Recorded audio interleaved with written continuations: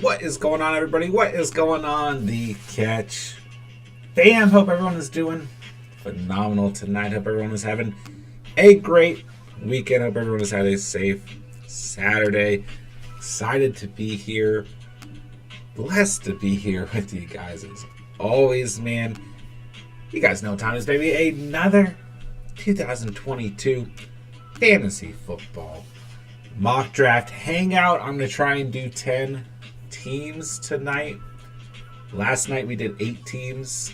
It was fun. It really was a good time. Got us some good practice. Had some great fantasy discussion and everything. So I'm going to try and draft 10 teams tonight. Pump for it, man. 100% pump for it. So you guys know what to do, man. Hit that like button on the way and hit that subscribe button if you're new to the channel. Go ahead and join the Catch fam today. All right. Let's see what we got here. Broncos fan. I don't know if I'd say I'm a Broncos fan, but I did always. I was rooting for them when Peyton was on their squad. So I've got a Von Miller jersey. So yeah. All right. So this is gonna be a little bit crazy, like it was last night. I'm just gonna draft 10 teams. We're gonna go through and have some fancy discussion. So get in the live chat, come hang out. Let's have some fun, boys and girls. All right, let's see. Mr. Sarcastic, what's up, baby? Grail Collect, what up?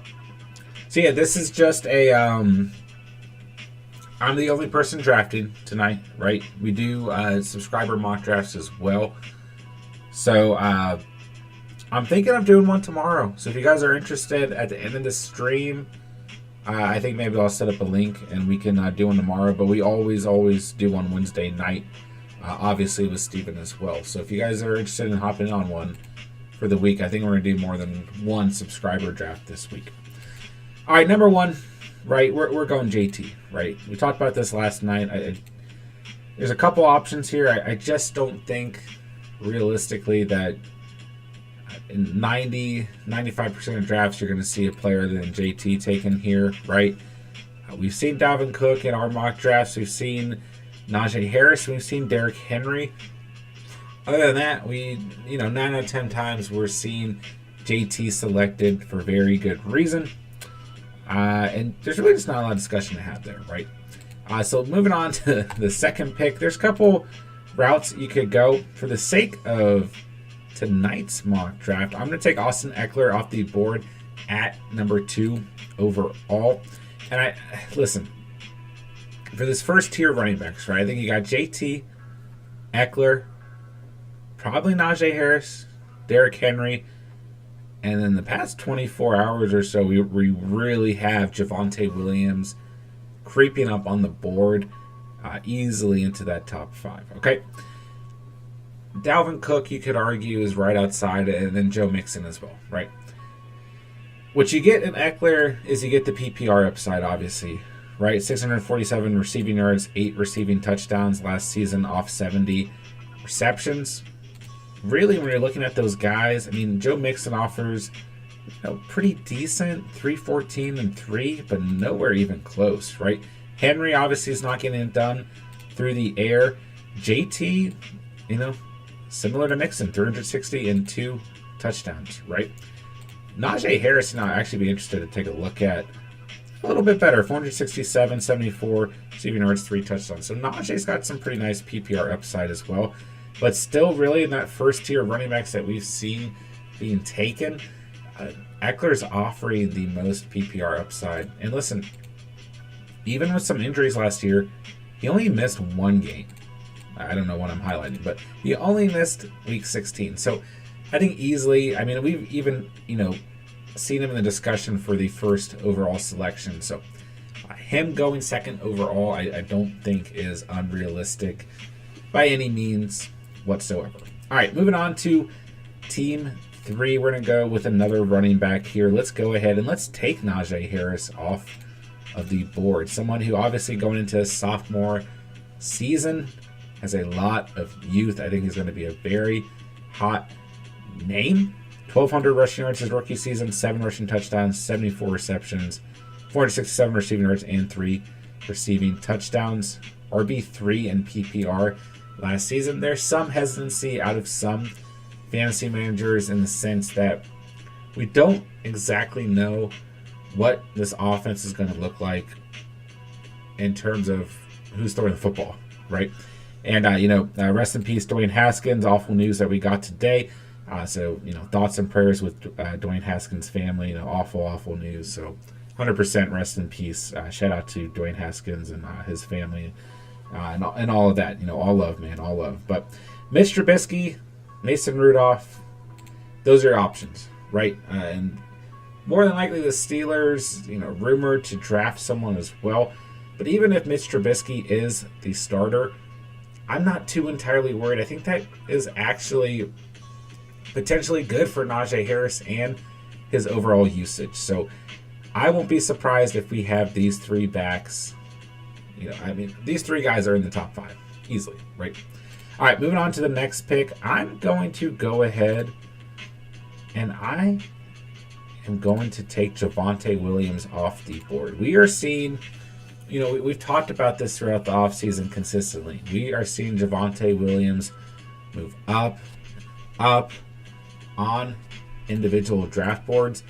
And I easily, I was projecting them closer to the top 6. I think by the time we're getting into more and more mock drafts, by the time the season's coming closer and closer, Javonte could easily be in the top 3, right? I think last night's mock draft, we took him at 3rd overall. So, listen, Russell Wilson's on the offense.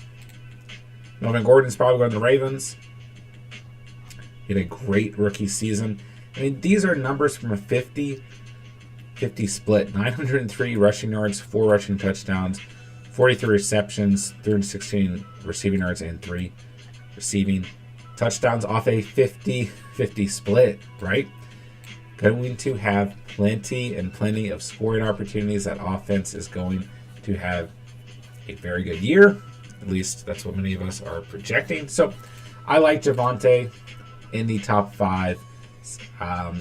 And I'm telling you, man, if he's not already in your top 5, he will be at the running back position by the time we're actually drafting, right? There's going to be more and more hype around Javonte than there is going to be just about in terms of any running back, right? I don't think you're going to see any more hype around any player other than Javonte. All right, so we still got an absolute stud just hanging around. That's Derrick Henry, man. Listen, I got no beef with drafting Derrick Henry. I know that some fantasy managers are a little bit hesitant because we finally saw that season where he missed time, right? You look back at his previous years, he's only missed about 2 games throughout his career, right?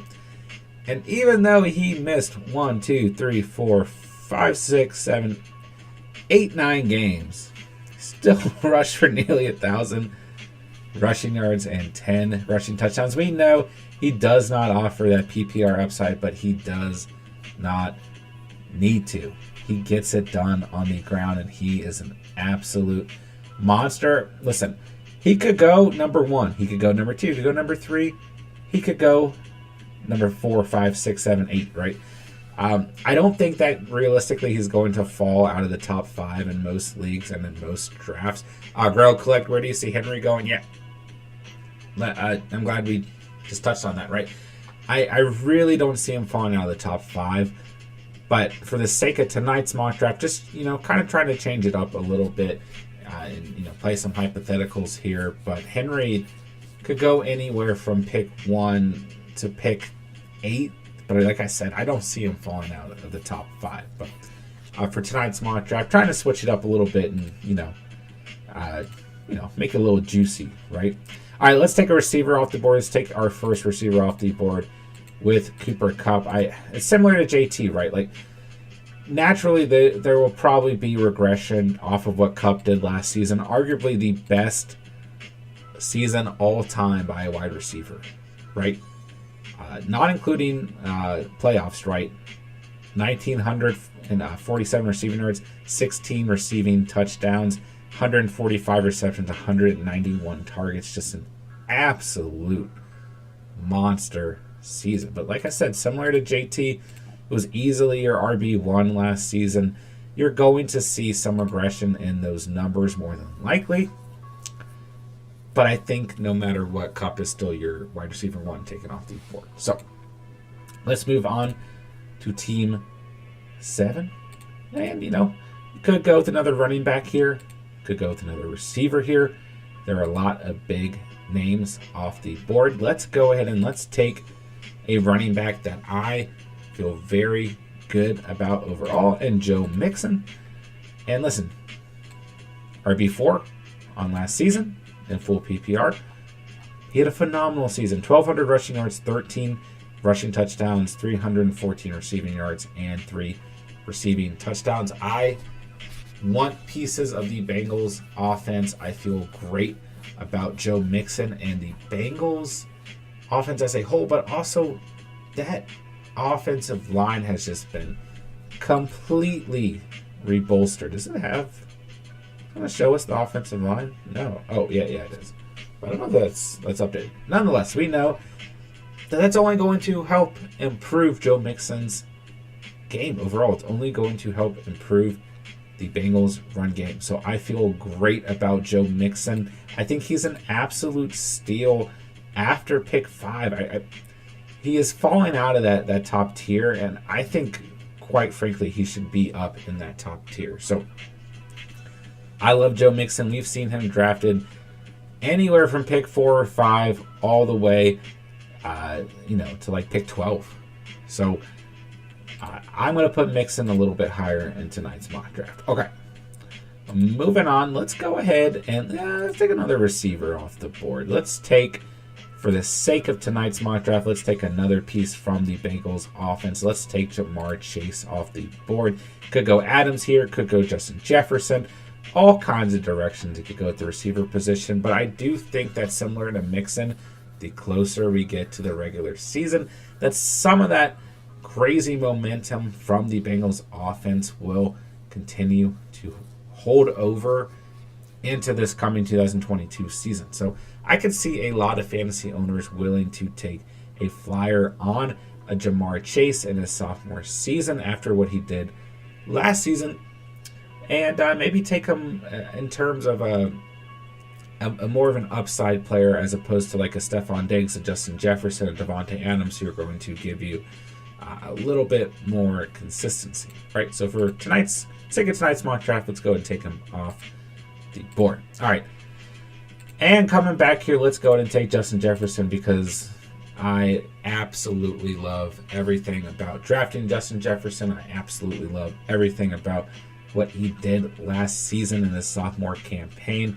And with Kirk Cousins coming back to that team, I think Justin Jefferson is a lock for a top 4, top 3 receiver overall next season. Pray, what's going on, baby? What's going on, bro? After the review, what's going on, man? Wow, I'm talking fast tonight. People like reaching here. JJ and the Rams offense should get Kupp numbers. Yeah, so I agree. I do think that JJ, like in my personal rankings, is probably my wide receiver 2. I agree with you. But for the sake of tonight's mock draft, which is just me drafting 10 teams, which is kind of crazy, I'm just kind of trying to switch it up a little bit and play some hypotheticals, but I don't disagree with you at all, bro. Crow Collect, I like that Chase pick. Yeah, like I said, just trying to play some hypotheticals because no matter how many mock drafts you do, by the time you actually draft, everything is, it's like Armageddon or something, and everything goes out the door, and people just draft crazy. So let's go. All right, let's go ahead and take Dalvin Cook off the board here. Let's take 2 Vikings back-to-back. Make sure we don't, upset our boy after the review. Get those stud Vikings off the board. Listen, man. Cook, some injury concerns last season. And, he always kind of has those. But he still tends to not miss more than 3 or 4 games a season. And, listen, he is just an absolute consistent monster in fantasy. Last season, pretty disappointing in terms of his overall touchdowns, right? I do think if you draft Dalvin Cook, you want to go out and get Alexander Mattison 100%. 100%, But listen, Cook is in the kind of this interesting tier where we've seen him go number 1 in mock drafts.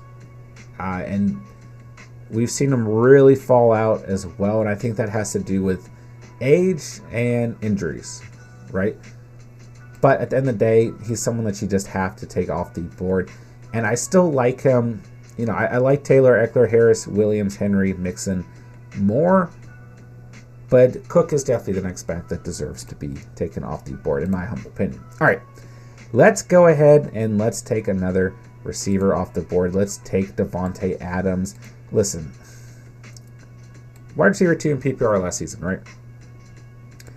A lot of you guys out there really showing concern for the change of scenery with Derek Carr throwing the football to Devonta Adams next season and not Aaron Rodgers. And I don't really have that much fear about this change of scenery personally. I just don't. I really do think that he'll perform. I mean, the last 2 seasons have just been absolutely crazy. Obviously, 2019 he had some injuries overall, but really what he's done since 2016 is just off the freaking charts. We know the skill that he has. He's a special wide receiver 1. He's going to bring a ton of firepower to that Raiders offense, and he is a top 4 fantasy receiver going into next season no matter what. Could easily argue he's a top 3, top 2 as well, so he should not be on the board. After the review, bringing up a great point, plenty of chemistry already there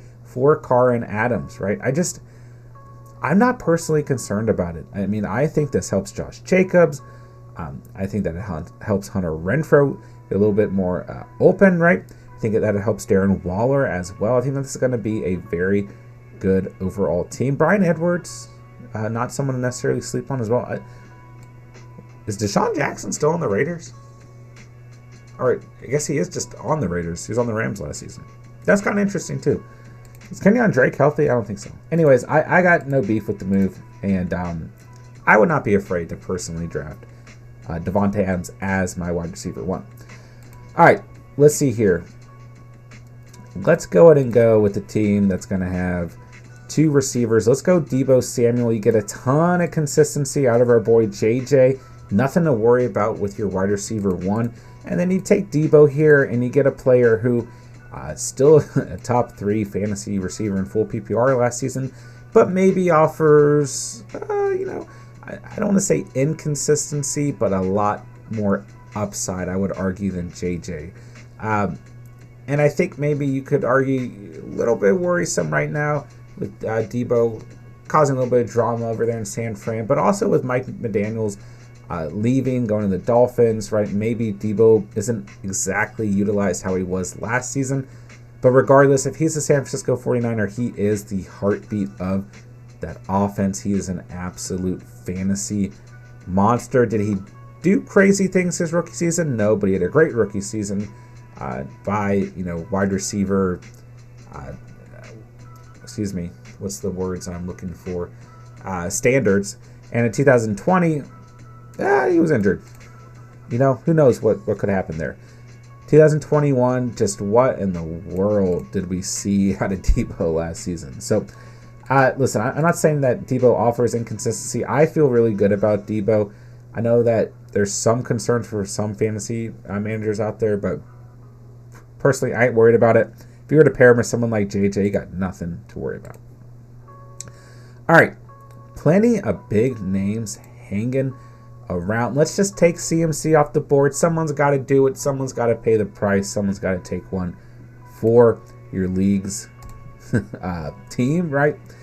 And listen, we talked about this last night. I won't personally draft Christian McCaffrey, but I also had the number 1 overall pick last season, and I'm just kind of traumatized, right? But he could end up being easily the biggest steal of the first 2 rounds in all of fantasy football next season if he can stay healthy. We looked at this last night, right? 2019, week 2, he had 7 points. And, oh gosh, why does this look? Okay, yeah. Gosh, week 17, he had 5 points in 2018. And other than that, And then you take away week 13 where he had 17 points. Other than that, in 2019, he has had, and then week 9, so that's, 4 games, week 9 of 2021. Other than that, he has had at least 16 fantasy points or more with an average of 25 fantasy points in every performance. Listen, it's a gamble. Like, I get it, man. It's scary. Someone's going to draft him. Someone's going to be willing to take the gamble. I am not willing at the moment, but whoever is willing to take the gamble is either going to get a huge payoff or they're going to get what we've seen over the last 2 years with Christian McCaffrey missing a lot of time. So, listen, the offense probably won't be great, but you don't have to be a great offense to perform in fantasy. If he can stay healthy, like I said, he could be the biggest steal of the first 2 rounds.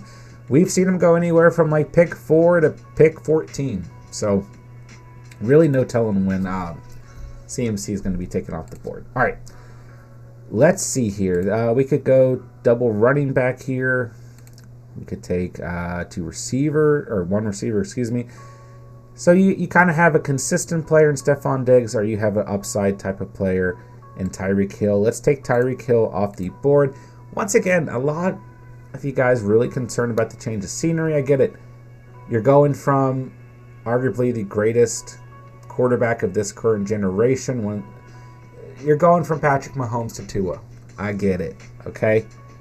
I really like the Dolphins' offense next season. I do. I am not... Listen, I'm a little bit more concerned about Tyreek Hill than I am Devonta Adams, right? But I think that this offense is going to be really dynamic, and they're going to have a lot of speed. Man, I mean, look at these running backs. Listen, I think McDaniel is just going to use a huge committee of running backs, so that's a nightmare for fantasy. But Tyreek Hill, I think Will Fuller is set to be a free agent, so we're not really including him in this conversation, but that would just be crazy if he did stay at the Dolphins, right? Tyreek Hill, Preston Williams, probably won't play a lot, but he's really freaking fast. But Jalen Waddle, Ced Wilson, I mean, I just love this receiving core.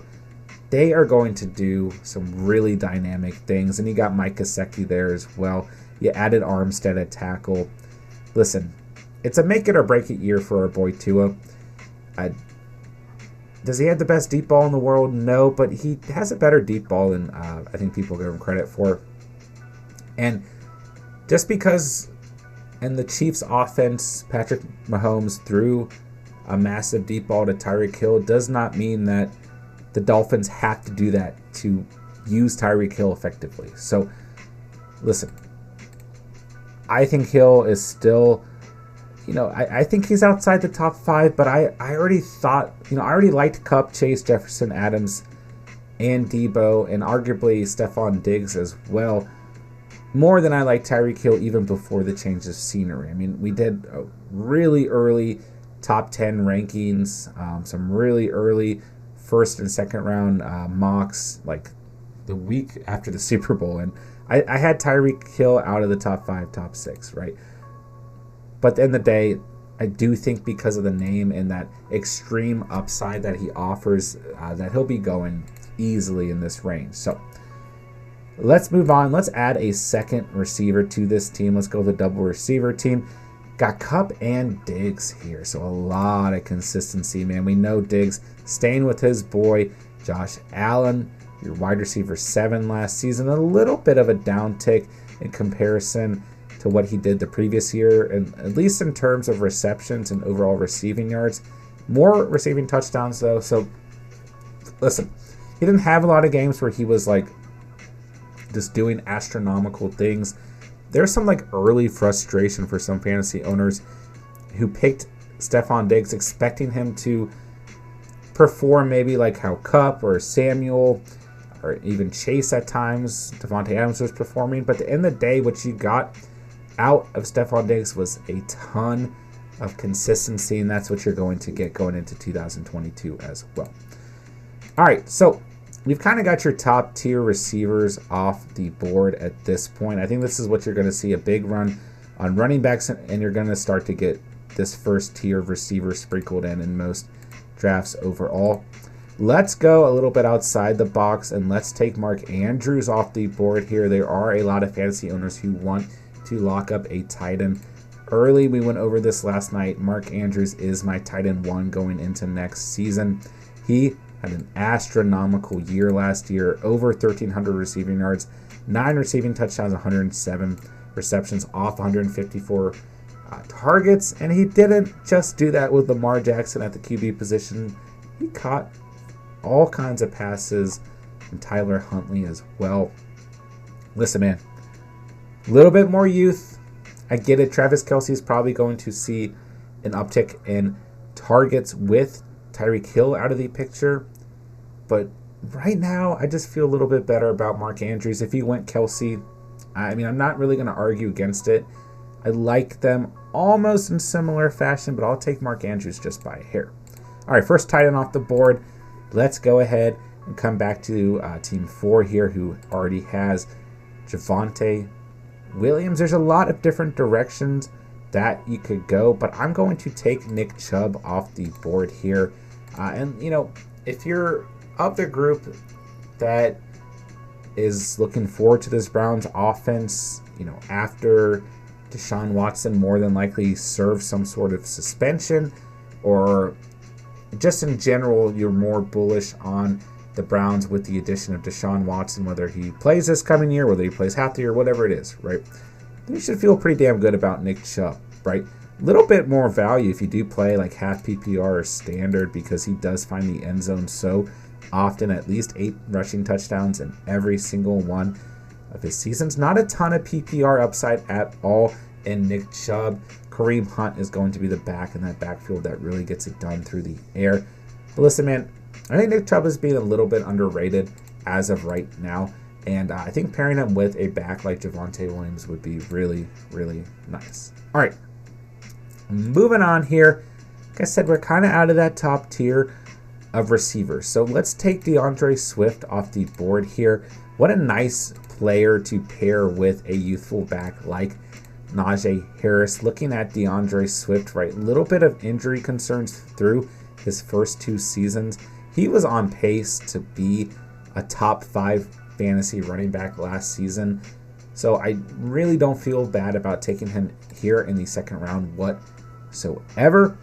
And listen, I kind of, you know, I'm not trying to talk crazy talk, but I think that the Lions will be much improved next season. A lot of good culture change over there at Dan Campbell. That receiving core, you know, I'm not saying it's phenomenal by any means, but at the end of the day, Josh Reynolds has great chemistry out of the slot with Jared Goff. You add DJ Chark, and Amon-Ra St. Brown is one of my favorite young receivers in the league. And then obviously you got TJ Hawkinson as well. I think that Deandre Swift could see a lot of scoring opportunities, and he does offer pretty nice PPR upside. 62 receptions last season, 452 receiving yards, and he missed 4 games. So, you know, if he did play full season, all these numbers would be much, much better. Like I said, he was on pace to be a top 5 guy last season. He looked like one of the steals of the draft last year, someone who I did not like at all going into last season, mainly because he was on the Lions. And, hey, maybe we'll pay that price again, especially with how much I'm potentially hyping up the Lions here in the offseason. All right, moving on, back to Team 2.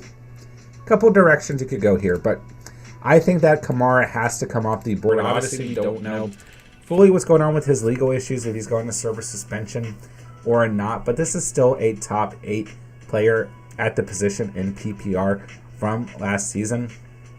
Listen, I don't care what the rest of the offense looks like. I really don't.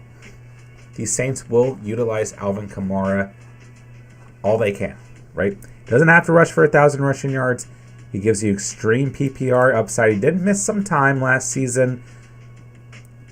Yeah, that 3-week stretch. 4-week stretch. 4-week stretch, excuse me. That was pretty hurtful to fantasy owners. But week 9, he balled out. He missed 4 weeks. He came back week 14, absolutely balled out. You know, a little bit of sadness right here. But Tampa Bay and Miami were pretty decent against the run. And so was Carolina, but he balled out that week. And he finished the season very strong as well with 18 fantasy points. So, listen, Kamara will be the heartbeat of the Saints offense. And like I said earlier, you don't have to be a good offense to have productive fantasy players. So Kamara really sliding here. And you could easily argue that he could go in the first. You could easily argue that he goes at any point, probably after like this Henry Mixon tier. All right, let's see here. Team 1 could go in a lot of different directions here. But let's take CeeDee Lamb off the board here. He's the next receiver that I personally like. And we kind of talked about this like last night. He didn't really have that great of a season. He had a very disappointing season, but he still had some progression in terms of what we saw him do in his rookie campaign, but not by a whole lot. About 200 more receiving yards, only a couple more receptions, and only one more receiving touchdown. Amari Cooper's out of the building, so I think he'll see an uptick in overall targets. And I just feel good about CeeDee Lamb, man, especially if you play full PPR. If you don't play full PPR, then maybe I'm not as crazy overall. All right, sticking with the same team, I'm going to move in to the next tier of running backs, and I might surprise you guys a little bit, but I'm going to go Leonard Fournette here. Back with the Bucs, back with Tom Brady, a top 6 guy in PPR last season. A lot of upside in the passing game. Brady felt very comfortable dumping off the football to Lenny Fournette. 69 receptions, 454 receiving yards, 2 touchdowns, under 1,000 rushing yards, but he did miss the last 3 games of the regular season. Listen, man, there's a couple of running backs who I think are being underrated right now, and Leonard Fournette is one of them for me. If you could pair him with a CeeDee Lamb and a JT, I mean, I think that's unfair, man. That's just unfair in my opinion. All right, moving on to Team 2, we probably need to go with a receiver here, and there are a lot of interesting options. I'm going to move down this list a little bit, and I'm going to stay with that Bucs offense. I'm going to go with Mike Evans. We talked about this last night. A player year after year who is just disrespected in rankings. That's Mike Evans, baby. He is just an absolute monster year after year.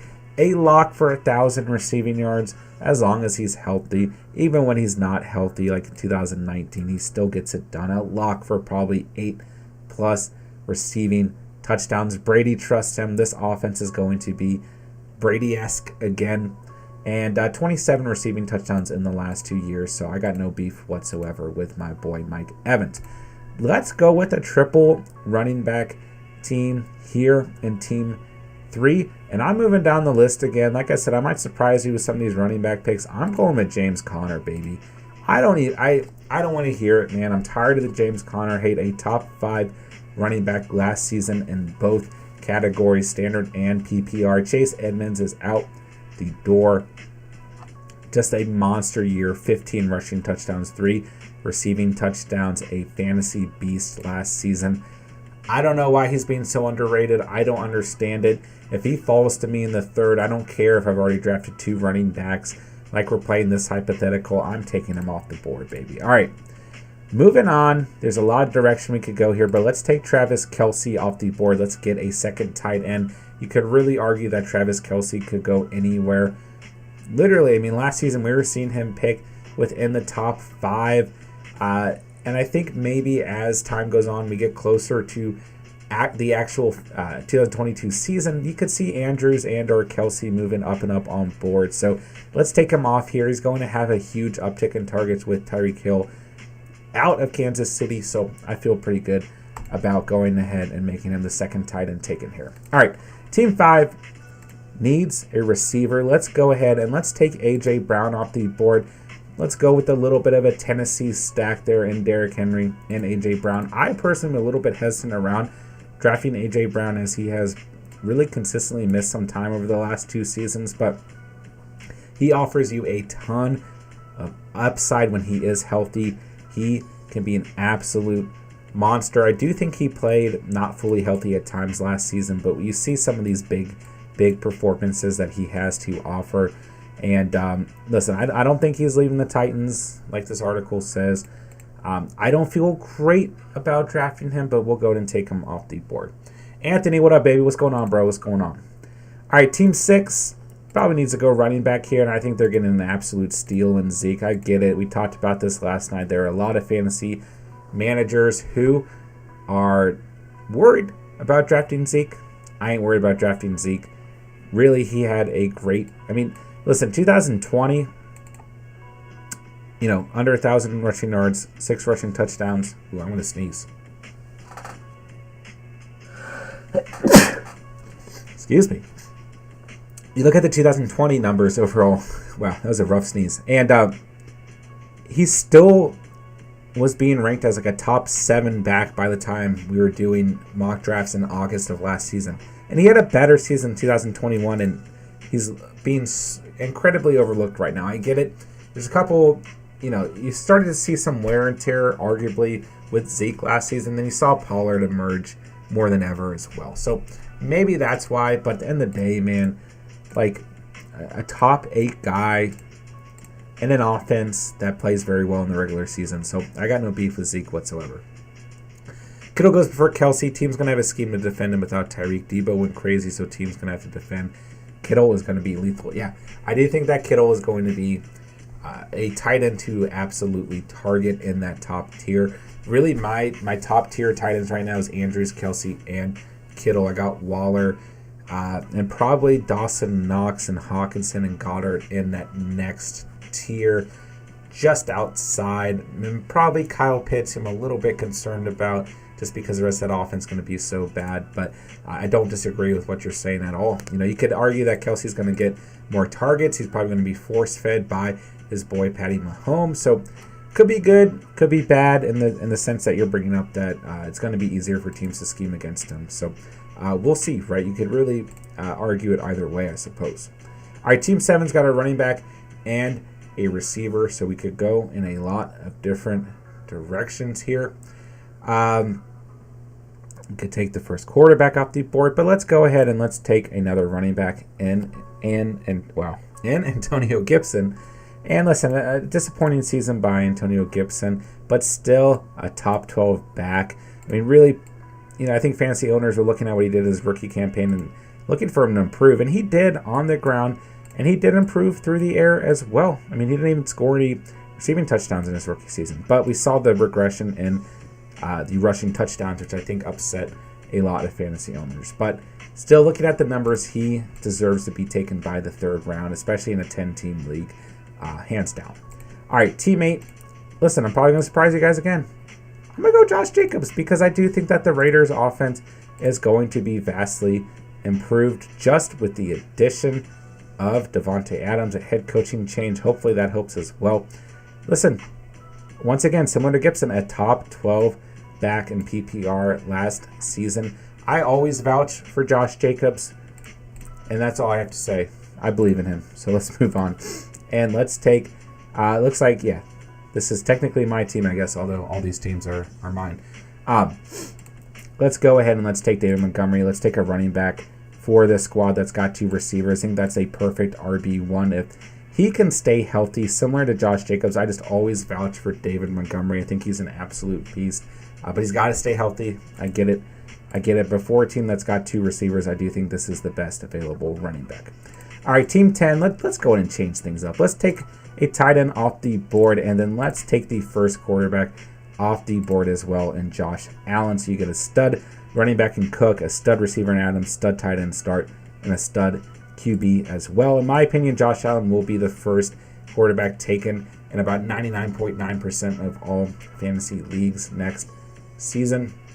An absolute monster year through the air and on the ground. He is just, I mean, really, when you look at what he's done in the last 2 seasons, he's just a special player, and he will be the first quarterback taken in most leagues, right? All right, moving back to this team, let's go ahead and let's take another running back off of the board. And I would be too scared to take Saquon Barkley here, but we'll take Aaron Jones off the board. And then we'll go ahead and we'll make another quick selection. We'll take Cam Akers. We'll take 2 running backs in a row. Have a team with 2 receivers, 2 running backs, and a team with 1 receiver, but 3 running backs. Draft Dwayne Haskins in the last round. I could do that. That'd be a good shout out. I like that, man.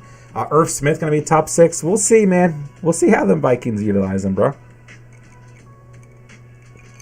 All right, let's go receiver here for Team 7. Let's take Hopkins off the board, man. Hanging around. I don't think he should be hanging around, right? If he can stay healthy, really, he was on pace for a phenomenal fantasy season before getting hurt and playing hurt for the rest of the year. Listen, man, he was an absolute monster in 2020, right? And just about every year before as well. I think he has a bounce-back season, and I think he's being pretty criminally underlooked. He could be, if you want to go like triple running back or receiver, double running back, you could still end up with DeAndre Hopkins as your 4th selection, especially in 10-man leagues, right? I think he's being, pretty criminally underlooked right now. All right, so we got 2 running backs and a receiver hanging out on this squad, and I don't think it's crazy to say that you'd start to see a pretty heavy run on running backs here in the 4th round. So let's take a couple off the board in a row. Although I don't know that, this team's already got 2 running backs and a tight end. I don't know that realistically they would take another tight end, but we'll go and we'll add Mitchell to Team 6, 2 receivers, 2 running backs. I feel great about Mitchell overall as an RB2 or even an RB3. I like Mitchell a lot. I don't have any problem with him. Barkley, someone's got to take him at some point. I don't feel great about drafting him. It kind of fits the bill of this team where you have like a lot of injury concern players other than Andrews and a lot of upside. So we'll add him there.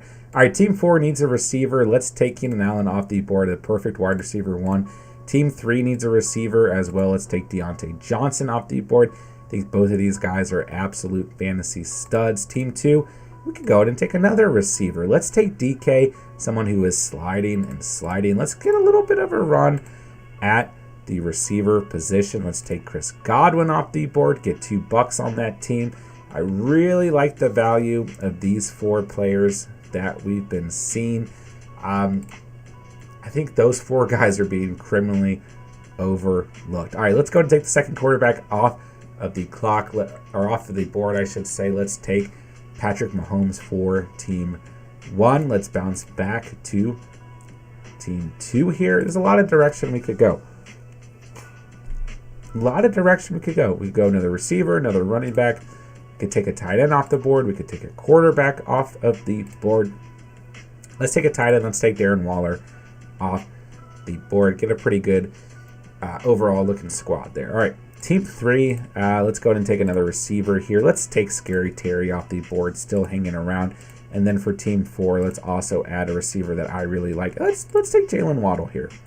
Yeah, let's take Jalen Waddle. We've seen Waddle in a lot of mock drafts going before guys like Scary Terry, Godwin, Metcalf, Johnson, Allen, and even Hopkins, man, right in that same tier. He kind of gets taken in the ladder of the tier here, but really, a top 15 guy last season. You add Tyreek Hill, it's going to open up a lot of things for Jalen Waddle overall. So I love that selection there. All right, I think Team 5 here realistically would be looking for a receiver as well. Let's add T. Higgins to the mix. Get some nice. It fits this team. This team is a lot of upside, consistent upside out of Andrews. But other than that, a little bit of risk, but a lot of upside. So I like this team that we're forming here. All right, Team 6, 2 receivers, 2 running backs. Could go tight end here, but let's take a quarterback off the board. Let's take Justin Herbert. Last night we took Herbert over Mahomes. Listen, I personally would draft Herbert before Mahomes, but I still think these are my top 3 guys.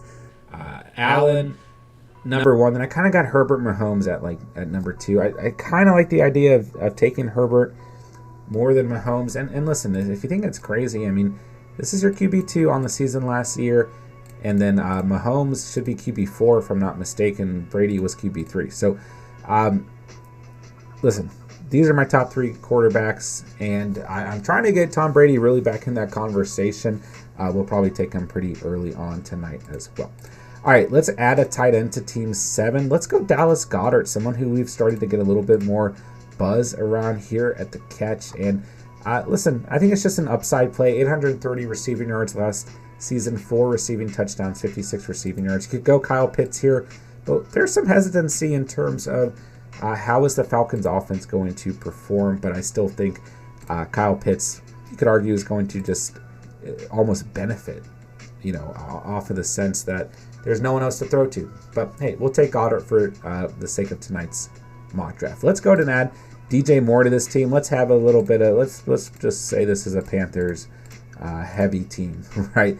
Listen, DJ Moore is still a top 20 guy. Last season, over 1,100 receiving yards and 4 touchdowns. I don't know who the hell is going to be throwing him the football, but he does tend to get it done.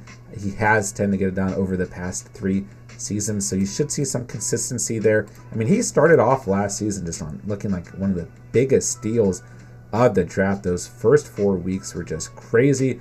Hopefully you traded him after week 4, because God, did he have a freaking slump or what? He kind of rebounded weeks 12 through week 16, getting you some double-digit, or weeks 11 through week 16, getting you a couple consistent weeks of double-digit fantasy points. But we'll go ahead and take him off the clock here. All right, going back to Team 9, which is officially labeled as the catch here. We got 2 receivers, 2 running backs. Could really go in a lot of different directions here. Could go with another running back. Could go with a receiver. Could go with a tight end. Let's go ahead and take a tight end off the board. Let's take Kyle Pitts. We are seeing in a lot of our mock drafts that we're doing with you guys with the Catch Fam that tight ends are not really being overlooked. Like, you're seeing a tight end go either at the end of the first or sometime in the second, and then you're seeing at least one tight end taken every round, and then you're having rounds where you're seeing multiple tight ends taken. So let's take Kyle Pitts here. Listen, I'm concerned about the Falcons as a whole, don't get me wrong, but other than the pounder and cheese Cordero Patterson, right, Kyle Pitts is just about all that's there, right? Again, Marcus Mariota's throwing the football. That offense is going to be one of the worst in the leagues, but you don't have to have a good offense to be fantasy relevant, and Kyle Pitts is going to be the number 1 target in that offense. So he will probably struggle at times, but he will probably benefit heavily at times as well. All right, Team 10 needs a running back, needs a receiver. Let's look to the running back position. Ooh, man. Let's take J.K. Dobbins here. And let's do something crazy, man. Imagine if you had these back-to-back picks and you could take both of the Ravens running backs, right? And listen, Melvin Gordon has not officially signed with the Ravens. But imagine if he does and you could take both those guys and just secure that backfield. I really think if Gordon does join the Ravens, it really hurts Gus Edwards overall. But, Ronald, one of our loyal subscribers, coming in here last night saying that he thinks Dobbins and Gordon could go in the second round and even in the first round. We'll see. We'll see. I think it's more of a committee approach. That's what the Ravens have traditionally done. So I'm a little bit more worried about it overall. But for a team that only has 1 running back, this could be a really interesting selection here. All right. Bouncing back here, we got, let's see, Team 9 here's got 2 receivers, 2 running backs, and a tight end. Let's add another receiver to the squad. Let's move down the board a little bit. Let's take Courtland Sutton off the board. He is the Broncos receiver that I feel the most confident in personally. I like him a little bit more than Jerry Jeudy. I don't really know why, but I do. So we're going to take Courtland Sutton there. All right, teammate here. 2 running backs. 2 receivers. Oh my gosh, I got something in my eye. I look like a madman right now. And 3 running backs on this squad. So there's a lot of different directions that we could go here. Could go to the quarterback position. We could go to the tight end position. We could go with another receiver. I don't think that you would more than likely go running back here. Let's take a quarterback off the board. Let's take Kyler Murray, and then let's go with a second quarterback off the board for Team 7. Let's take Joe Burrow. The more and more mock drafts we are doing with you guys, we are seeing Joe Burrow creep up and up on mock drafts, on boards overall, and I love it. With the way this offensive line looks, I absolutely agree that Joe Burrow should be more valued overall. Kyler Murray still should be in this tier as well, but I think if you draft Kyler Murray, you got to take, a Jalen Hurts, Derek Carr. Depending on the size of your league, you got to go for a second quarterback just because we have that consistent trend of, that's DJ Moore, of Kyler Murray missing time mid-season or the end of the season, and then being kind of injured even if he does play as well, as we've seen the last 2 years. All right, team 6 here. We could go tight end, go running back, we go receiver. Let's go ahead and take Breece Hall off the board. We don't know what team he's going to be with, obviously, but let's go ahead and start to sprinkle in some of these rookies. And we've seen Breece Hall going pretty damn early in a lot of our subscriber mock drafts, so we'll go ahead and we'll take him off the board, add him to that RB room of Zeke and Elijah Mitchell as well, or Eli Mitchell, I should say. All right, here's our team with just a lot of upside. So why not go ahead and take Lamar Jackson off the board, stack him with Mark Andrews. And Jackson's very similar to Kyler Murray for myself personally. If you draft him, you probably got to draft a QB2 as well.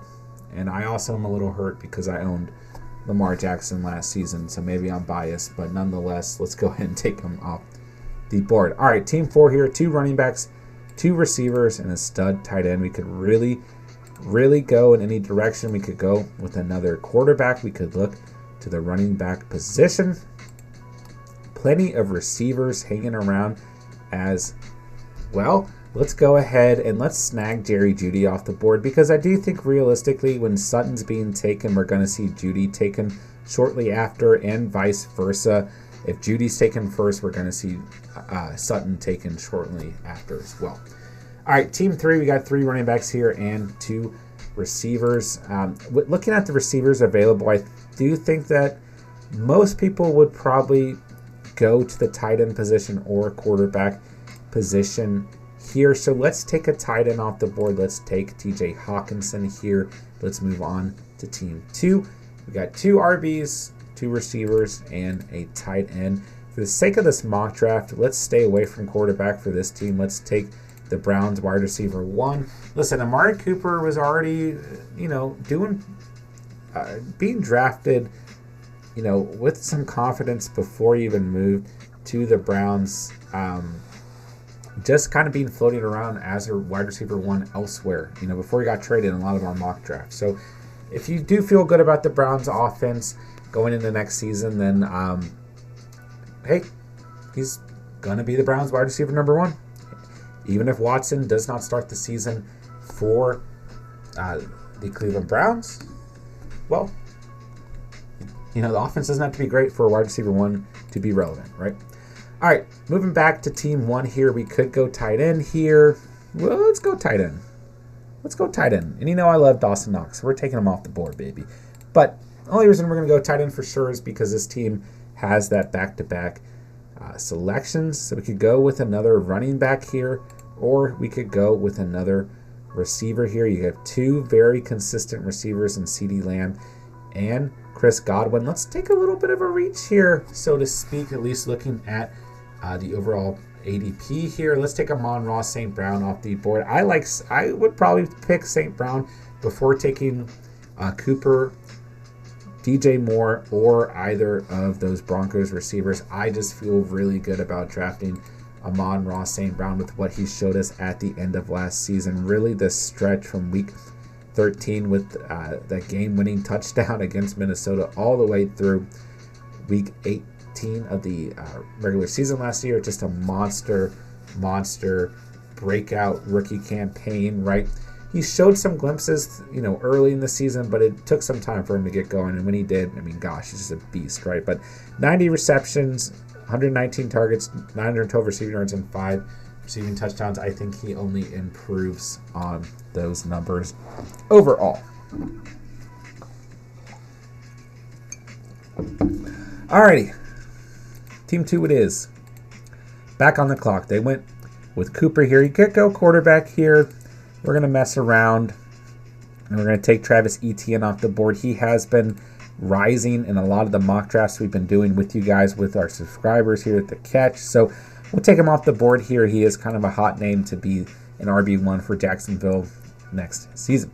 Team 3 here, we got 3 running backs, 2 receivers, and a tight end. Let's go ahead and take a quarterback off the board. Let's take Russell Wilson, who in recent weeks obviously is gaining a little bit more traction, a little bit of a sexier fantasy name, so we'll go ahead and add him to that squad right there. Team 4, you got 3 receivers, a tight end, and and 2 running backs. Excuse me. Let's take another running back. Let's take a handcuff, so to speak, to Nick Chubb. Let's get Kareem Hunt off the board here. Listen, if you go ahead and get both those guys, I think it's a nice little stack. Kareem Hunt, when healthy, was very, very, very fantasy relevant last season. I don't think he was really actually healthy in this little stretch here, but he started off the season on a very, very good pace. And I think, really he's the back who's probably going to get it done more so through the air if he can stay healthy. So pairing him with Chubb would be really, really nice next season. All right, Team 5. This is our just extreme upside team, so to speak. So let's take James Robinson. Let's argue that he's going to be the RB1. We have seen, shortly after ETN goes, we see Robinson go in a lot of our subscriber mock drafts. So we'll go ahead and take him off the board here and add him to this team of a lot of question marks other than Mark Andrews. And I personally love T. Higgins, man. I got no beef with drafting T. Higgins at all. Anthony, keeper, Javonte or Najee? Where'd you draft them? What rounds you draft them? I would imagine you drafted Javonte much later. I'd probably say Javonte, but let me know where you drafted them, bro. All right, Team 6, probably time to go ahead and snag another receiver off the board. I'm going to move down the list a little bit, and I'm going to go with Brandon Cooks here. And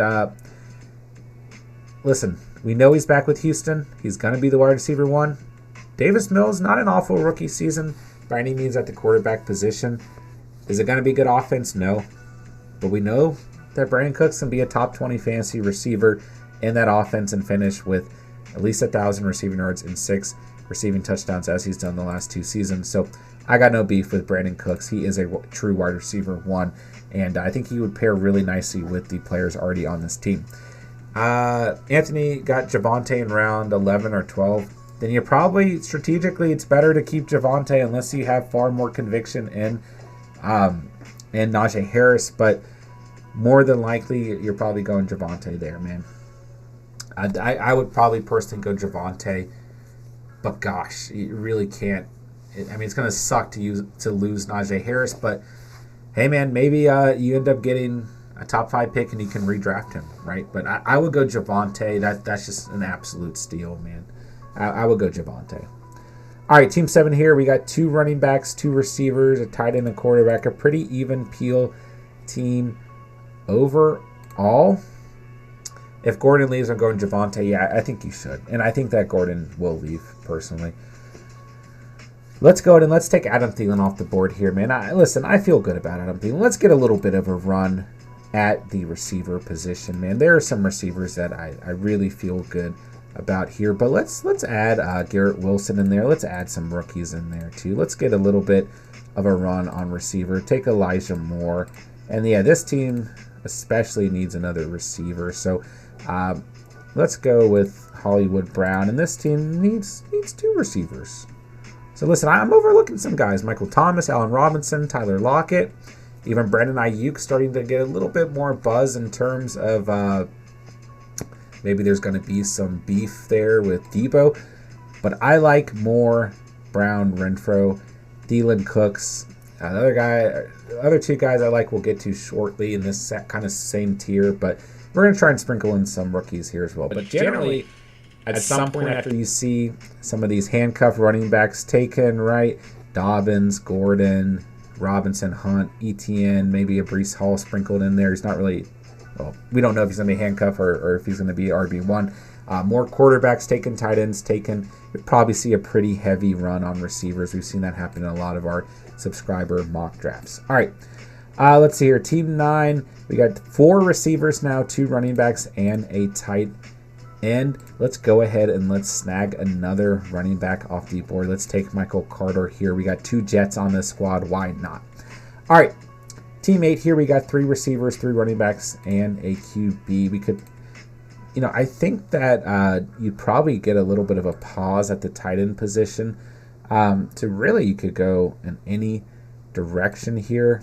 But let's say for the sake of this mock draft that this team goes ahead and shores up a second quarterback they're not completely confident in Kyler Murray's health throughout the season. They go ahead and take a extremely consistent quarterback in terms of his health in Aaron Rodgers. All right, Team 7, we only got 2 running backs on this team, but we also only have 2. Oh no, I'm starting to see things. We have 3 receivers, so let's go with the running back. Listen, I'm a little bit worried about CH, right, with Ronald Jones added to that offense, so I think he starts to slip. Let's take Damian Harris. Listen, Ramondre Stevenson's going to get touches, but I do love what Damian Harris did last season, a top 15 running back. I think he's being overlooked. 15 rushing touchdowns, just a monster last season in that Mac Jones-led offense. So we'll go ahead and take him off the clock here. All right, Team 6, we got 3 receivers, 3 running backs, and a quarterback. Let's go ahead and let's just shore up a tight end in Mike Gesicki for this squad. I like the way that squad's looking overall. Definitely a nice piece to add, and from this point out, that team can just go. You could go with a second tight end later in the draft, but essentially you can just go receiver, running back, right? All right, Team 5, we got 3 running backs, 2 receivers. This is our team that we're kind of taking a lot of upside, kind of question mark players almost. So let's go Michael Thomas here. Don't know if he's going to be. I mean, I don't personally trust Michael Thomas, right? I just don't. But if he plays, and he will be the true wide receiver 1 for that team, right? So, he's the perfect fit for this team, who's got a lot of question mark players and a lot of upside players, right? All right, Team 4, we got 3 running backs, 3 receivers, and an absolute stud tight end. So let's take Jalen Hurts off the board, a quarterback who offers a ton of upside. I feel great about Jalen Hurts overall personally, and I don't know why he's being so overlooked. I really don't get it. All right, Team 3, 3 running backs, 2 receivers, tight end, and a quarterback. So let's go ahead and let's add a receiver to this team. Let's add Michael Pittman. Listen, I think he is going to be a stud next year. I think that Matt Ryan is going to feed him the football, and I got no beef at all with drafting Michael Pittman, especially like on this team. He's the 3rd receiver. I mean, a top 20 receiver. He had a great season, over 1,000 receiving yards, 6 receiving touchdowns, and 88 receptions overall. So I feel great about Michael Pittman, especially as a wide receiver 3. So it's a good-looking team here. All right, Team 2, got 3 running backs, 3 receivers, a tight end, right? This is a team that we're kind of holding off at the quarterback position. So I think you kind of just go best available player. And it's kind of hard to say, but let's go ahead and let's take Devonta Smith off the board. Maybe not your best player, but I like Devonta Smith, man, I do. And similar to Devonta Smith, I really like Darnell Mooney as well. These are 2 guys who I think are going to have really good seasons next season. I think Devonta Smith improves on his rookie campaign of 916 receiving yards, 5 touchdowns, and I think that Darnell Mooney also improves on his sophomore campaign.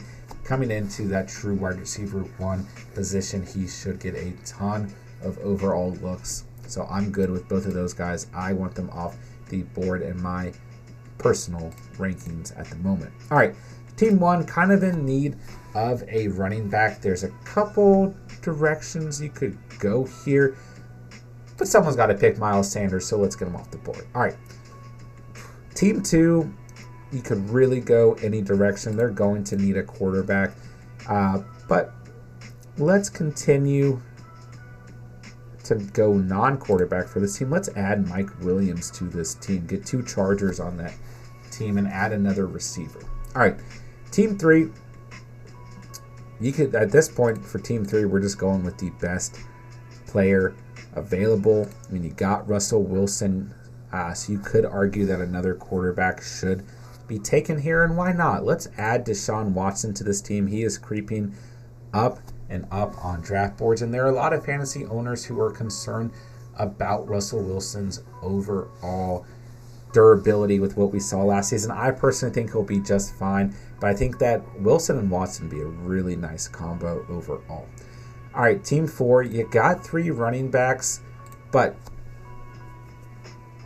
you got some question marks with some of those running backs. So let's add another running back to this squad, and let's add Cordero Pounder and Cheese. Someone's got to take him, And I think he's actually going to be very fantasy relevant again next season. I think he is someone who is really falling in mock drafts for no reason. If he wasn't back with the Falcons, I would not want to draft him. But he is someone I'm eyeing pretty heavily going into next season. I'm not going to lie. Top 10 player at the running back position. Some leagues you can play him at running back or receiver, right? I don't think... I mean, this is a 10-league draft, but I don't think he should even be hanging around much. I mean, the fact that he's fallen to the 7th, 8th, 9th, 10th, 11th, depending on how big the draft is, right? I just don't agree with it, man. He's back with the Falcons, and they got just about nobody on that team. So I like pounder and cheese here. And then you should try doing a mock draft of this year's rookies on PPF mock draft. Okay, that's a good suggestion. I'll mention that to Steven as well because he's got a little bit more knowledge overall on those rookies. All right, so Team 5 here. We're going to give them Tyler Lockett because they need another upside player with a question mark. All right, Team 6, Kupp, Diggs, Elliott Mitchell, Herbert Hall, Cooks, Gesicki. Could really go any direction here, but let's take Drake London off the board. Let's take another receiver, a rookie receiver out of USC. You know, we don't know what team he's going to be on, but we're going to go and we're going to sprinkle in some of these rookies here. Team 7, pretty even overall. You're probably just going with the best available player. Let's add some of these handcuff running backs. Let's get A.J. Dillon off the board. Team 8 needs a tight end, so let's go ahead and add one. Let's go Dalton Schultz here. I do think he is the best available tight end. All right, let's see here. This squad, pretty even peel, but they do need a quarterback, and let's give him Matthew Stafford. Why not? All right, Team 10, once again, pretty even peel. Really probably just going best available player here. Let's throw Allen Robinson on this team, and then let's go back to the running back position.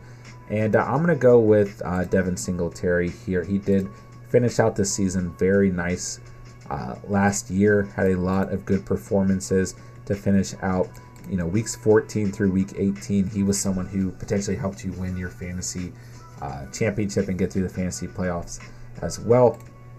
Good player to stack with Josh Allen as well for this squad. All right, moving back to Team 9, we got 4 receivers, 3 running backs, tight end QB. This team is looking pretty damn good overall, so we could probably just go best available skill position here. I'm going to take Chris Olave off the board. I do think that he ends up on a team like the Packers, Chiefs, maybe the Eagles. I mean, we'll see. I mean, I've even seen buzz of the Chargers moving up for a receiver, so I like Chris Olave a lot. I don't know why, but I just do. So we'll go and take him off the board there. All right, we probably are going to go receiver here as well. There's a couple directions we could go. For sure. Man, I'm getting a lot more buzz about Brandon Ayuk. I don't feel crazy about it. I'm going to take Robert Woods here, but it does look like this next team also needs a receiver. Let's get a couple of receivers off the board, including maybe 1 or 2 rookies as well. Let's take Jameson Williams as well. Let's just get a little bit of a run on receivers with 2 rookies, 2 rookies sprinkled in there as well. So let's take a look here. Team 1's got a quarterback and tight end. Team 2 does not have a quarterback. Team 3, quarterback. Looks like every team's got a quarterback except for Team 2. It looks like every team has got a tight end as well.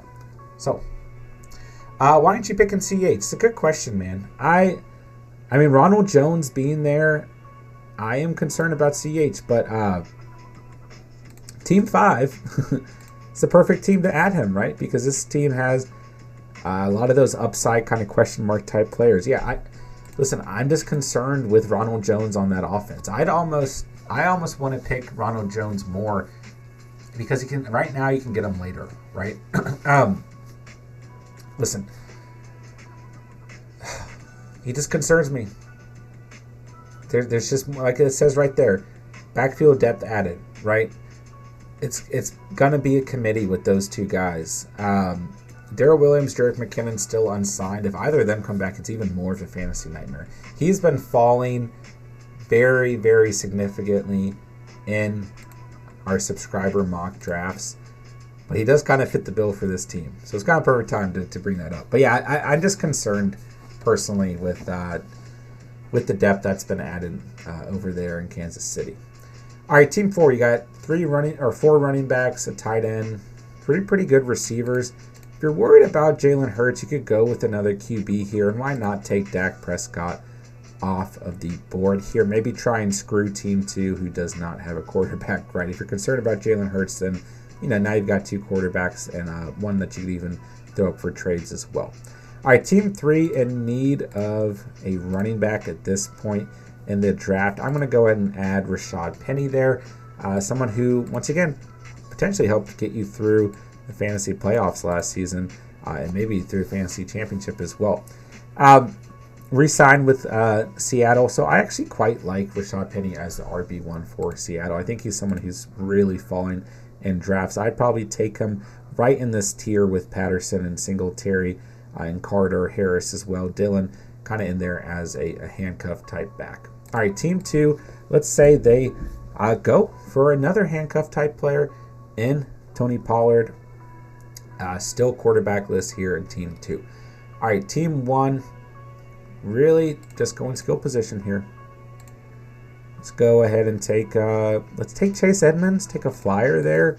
Hope that he truly is the RB1, and then let's take a receiver who I really like in late rounds right now. That's Tyler Boyd of the Cincinnati Bengals. I think an absolute steal, so to speak. I think he is a very, very good wide receiver 3 or 4 to have on your squad next season. All right, team 2 needs a QB, so let's go ahead and see who's available. Oh my gosh, we let Tom Brady fall. I don't know why the rankings still have Tom Brady so freaking low. I have no beef whatsoever drafting Tom Brady. Last night we took him way earlier, but hey, we've seen this happen in mock drafts. We've seen it go how it went last night, and we've seen how it goes, how it's gone tonight, where he's either falling or he's being taken like a QB 4 or 5. So hey, if he falls and you're waiting on QB, right? Steven did this last week in our subscriber mock draft where he waited very long to get a quarterback. I don't think he ended up with Brady, though. Did he? I don't remember. But still, if you can target Brady late and somehow get him, you're getting an absolute steal. So I think it looks very good for Team 2 there. All right. What's up, Prey? Yeah, late night stream. Yeah, man. We're going to do a second stream. I'm going to get off around at the end of this. I'm going to go feed the baby, and then I'm going to hop back on and play some Madden Hangout. All right. Anthony's saying Treylon Burks is the next DK. Yeah, he is a big-bodied receiver. Let's take him off the board in honor of that comment. Try and sprinkle in a couple rookies here. All right, team 4, pretty much set, man. But let's try and add a receiver here. I think Michael Gallup is a little bit like I think he should be higher up in rankings, man, as a true wide receiver, too, for Dallas. Feed the baby creatine. Maybe, man. All right, let's take a running back here. Let's take Kenneth Walker off the board, and let's get a little bit of a run at the running back position. A couple of handcuffs that I like, and I do think that you will see a large run on handcuffs per usual in a lot of drafts. We've seen that happen in a lot of our subscriber mock drafts as well. All right, taking a look back here, we've got a quarterback on every team. We've got a tight end on every team, and we have plenty of time left in this draft. Thank you guys so much for hanging out with me tonight and going through one of these solo drafts with me tonight. It's definitely not easy to draft 10 teams, but I think, last night we did 8, tonight we did 10. Maybe next time we'll do 12. And we are going to get more subscriber mock drafts going with you guys throughout the week as well. So at this point, I'm just going to start to look at players that I do believe should be drafted. Let's take this team's got our boy Kyle Pitts. Let's take a second tight end for this team in Hunter Henry. Kind of help balance that out if you are worried about Atlanta's offense at all. Though, like I said earlier, I do believe that you could look at it both ways. first way to look at it is Kyle Pitts. The defenses scheme very well against him as he is the number one option for that team. Or he gets a lot more targets because he's the number one option, whether that team performs well or not.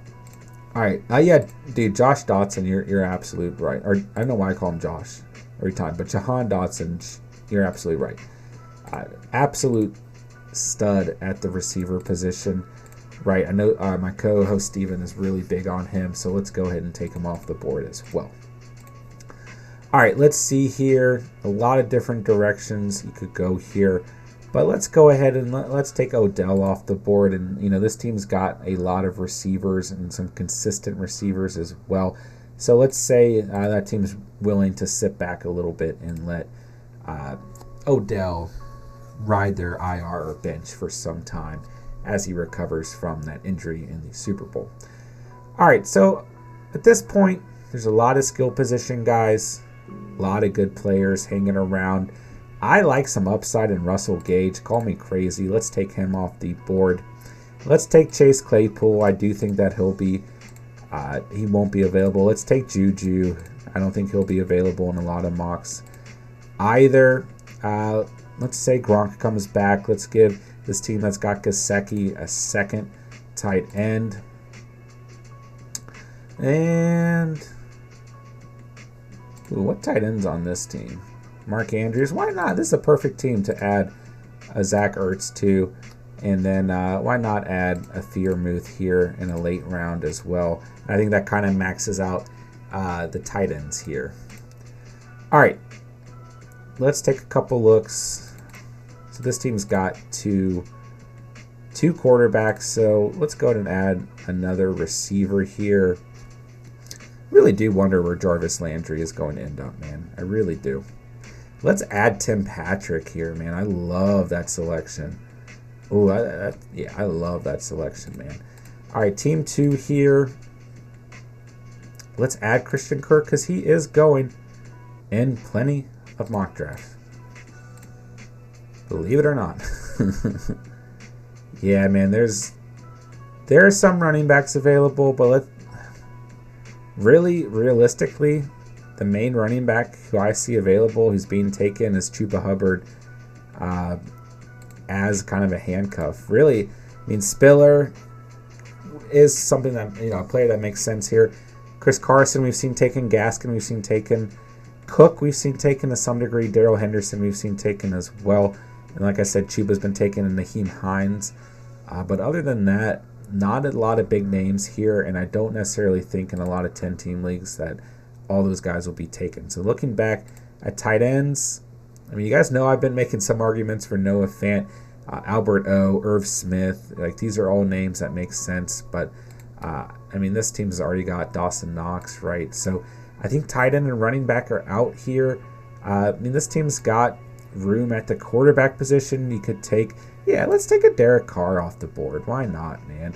And then let's just take a look at receivers because this probably finishes out the draft in terms of quarterback and skill position players, right? DJ Chark, you can make an argument. Gabriel Davis as well. Rashad Bateman. Just remember that there are only 10 teams here, so it's not going to be as deep. I don't really see anyone in a 10-team league other than maybe a Kendrick Bourne. Let's just make a little. Did that add him to the queue? Yeah, let's make a little queue. We got a little bit of time here of players that we have seen getting drafted consistently that aren't auto draft picks. And then we'll just kind of evaluate them here at the end here. Tyler Higbee being one. Jarvis Landry just kind of depends on where he goes, right? I don't think Jacoby Myers really offers that same consistency that is with the addition of Devontae Parker. Devontae Parker, someone who we did not see get drafted here. Oops. Uh-oh. That means I lost my spot. Where's Alberto at? I don't know if he got added or not. I think he did. Yeah, Devonta Parker, someone who I think could easily be drafted, even in a 10-man league, right? That's probably one player that we overlooked tonight. That's about it. I mean, I like Braxton Berrios. Allen Lazard right now we're seeing going because he's currently the wide receiver 1 on the Packers, but I think that's going to change. Ced Wilson in deeper leagues I really like. KJ Osborne in deeper leagues I like. And that's about it. You could argue for CJ Uzomah over there on the Jets now. Donta Foreman also being thrown. Oh, it's not adding any of these players to my queue. Do I have two? Can you only have so many players on your queue? Oh, well, this kind of works in terms of going over these guys. Donta Foreman also in that same handcuff conversation as Chuba. Pray, how much can you bench? I would say my max right now in my total dad mode era of life is probably right around like 325. I did max out like 2 months ago, and I was right around like 325, 330. So not too bad, but I used to be a lot stronger. So yeah. In the what was that video, Steven? I did the combine video. I did 215 for like 16 reps. So how can you do 225, barely get 135 off the bar? I used to bench every single day. Not even lying. Used to bench every single day, no matter what. And that definitely helped. All right, let's take some kickers off the board, baby. And we'll take some defenses, and then we'll finish this thing out, man. Former bench is terrible when I go down the bar, go side to side. Do more dumbbell bench and really focus on your stability, and just go slow, go very slow. Focus on stability, man. Okay, where is Daniel Carlson? Got to make my co-host Steven, our kicker expert, proud. Got to try and put these kickers in good order here, or else he might come for my life, and we don't want that. All right, let's take Butker off the board, even if the Chiefs are projected to not play as well next season. Dude, Jake Elliott had a good season last year. And where's the Bass man? Jerry, what up, baby? What up? Coming in at the end. Oh, we missed you, bro. I'm going to do a second stream tonight, though, so we can hang out. 100%. Let's go, baby. 100% on your exam. Love to hear it, bro. Love to hear it. That's what's up, man. Are you a wide grip or close grip guy? Well, those are two different exercises. So it just depends if... obviously close grip's going to isolate your triceps more, right?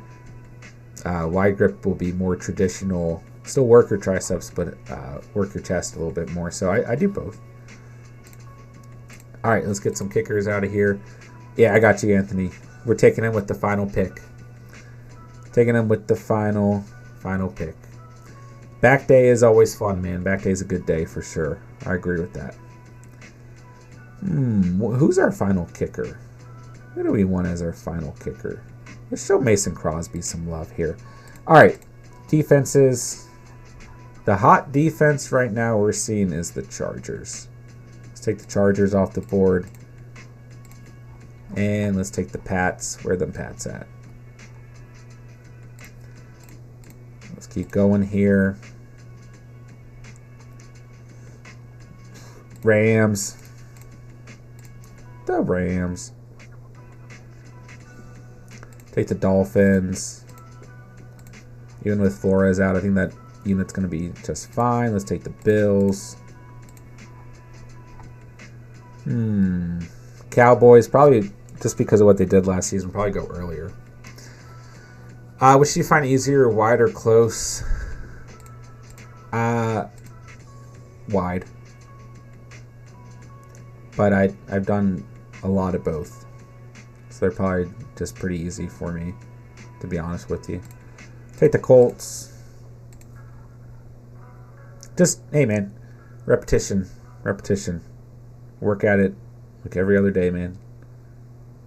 That's all it is. Let's take the Niners, and then let's take the Packers.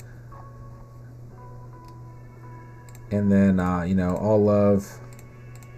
Ooh, I almost spilled my drink. All love, man. Rest in peace to Dwayne Haskins. Let's take him, oh my gosh. Let's take him as the final pick here, if I can use my computer correctly. Thoughts and prayers to Dwayne Haskins' family, and rest in peace, man. 100%. Let's see here. Vikings D. Yeah, Vikings D will probably be improved this season as well. Everyone knows suicide grips on top.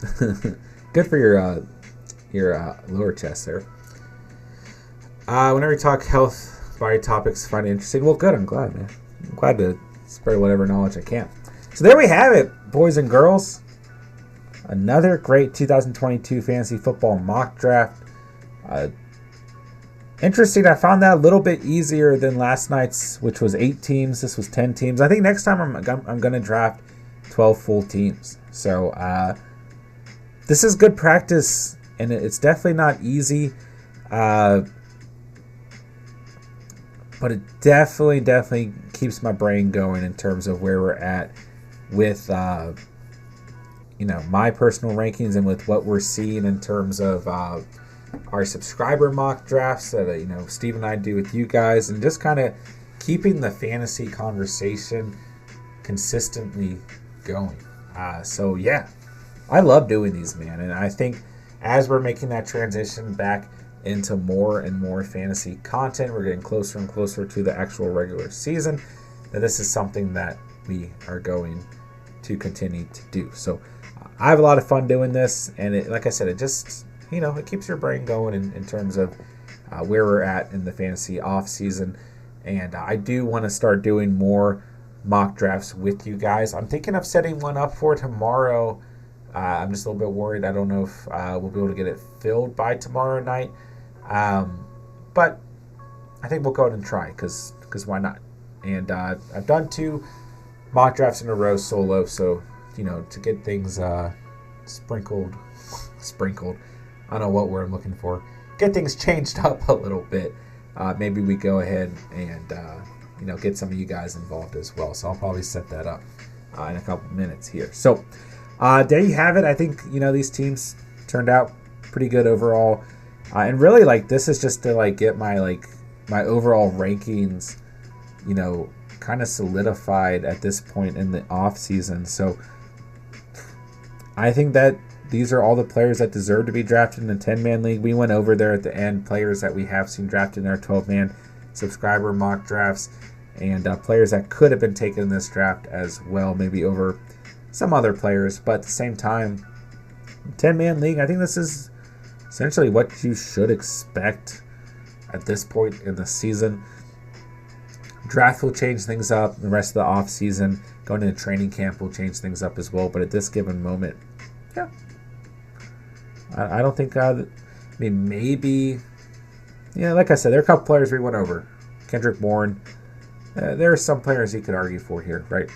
But and the other thing is, not all these teams not all these fantasy owners are going to draft a kicker and/or defense. So you could see some more skill position guys taken at the end there. But for the sake of a solo mock draft, I feel like it makes the most sense just to grab kickers and defenses at the very end there. So another successful mock draft, 10 rounds this time, 10 teams. These are fun, man, I'm telling you. They really are.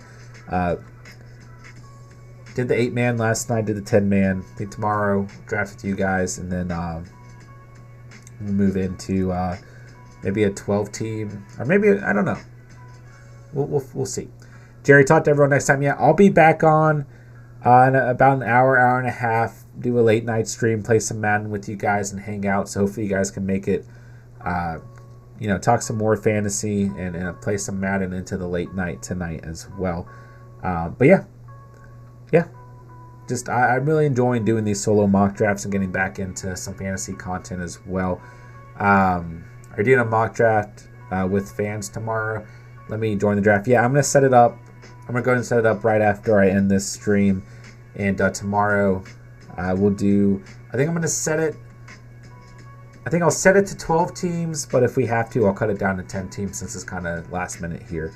But yeah, you know I got you, Jerry. You'll be in there, bro. So, yeah, another successful mock draft.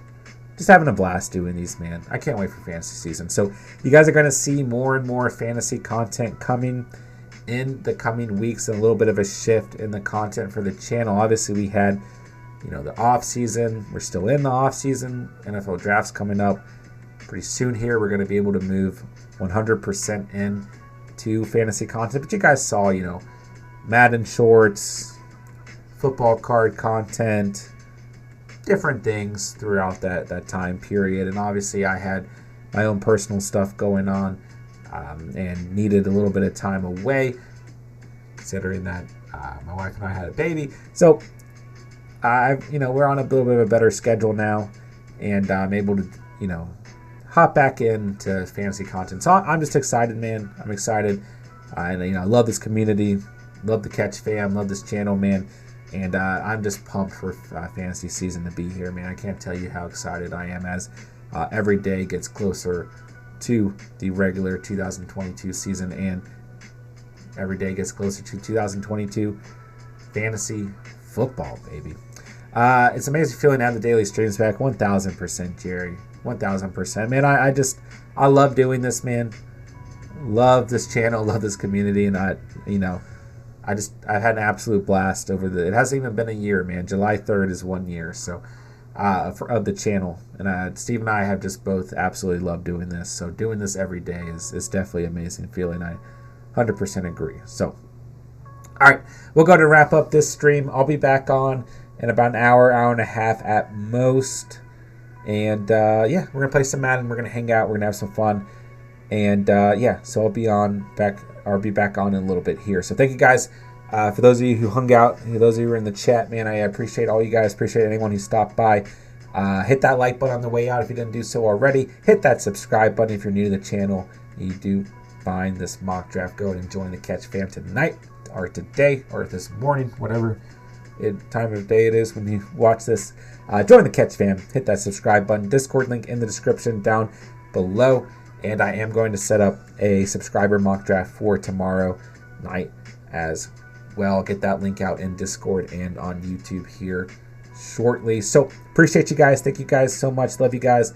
Love the Catch fam. Love this community. Love this channel. Got nothing else to say, but thank you guys so much for watching and or listening. And remember, you saw it here on the Catch. And peace.